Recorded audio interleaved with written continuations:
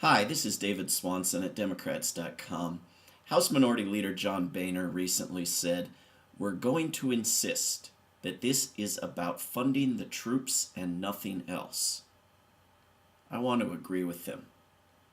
Congressman Boehner, if the next $170-some billion, or even $108 billion, is for funding the troops and nothing else, then I say give it to him. That would be about $1 million per troop serving in Iraq. Give it to them. Those troops that want to give some back and invest in the contractors and the mercenaries and the war profiteers can make that choice. I know you're sure that they will. Those who want to invest in a general fund to keep the occupation going, they can do that.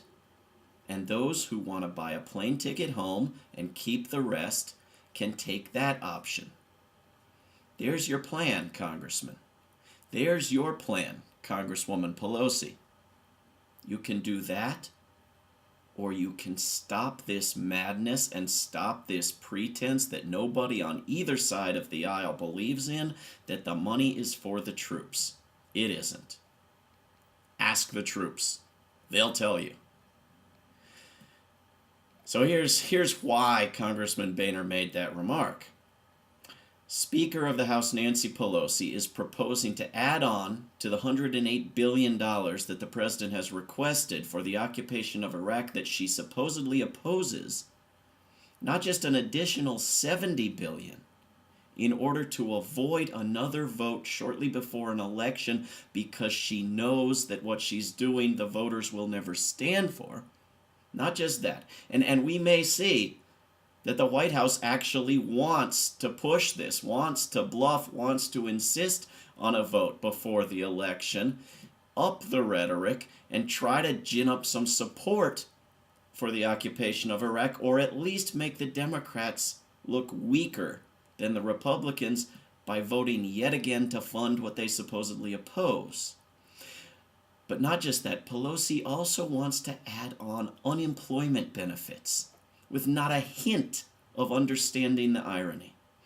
Here is a massive, massive bill putting our great-grandchildren into debt to pay for an occupation of a foreign land that makes us all less safe, and that cost and that interest and that debt are destroying our economy, costing people jobs, and so we'll put into the same bill unemployment benefits, which will have one and only one possible outcome, which is that the president will veto the bill. And he won't even have to veto it because Pelosi funded an extra 6 months into the next presidency, into the next Congress. He can simply veto it because the unemployment benefits were put in there and they should have been done separately. Well, the Congressional Progressive Caucus is demanding that they be done separately. I'm demanding that they be done separately. There is no excuse for making worthwhile domestic spending part of a bill to fund a foreign occupation.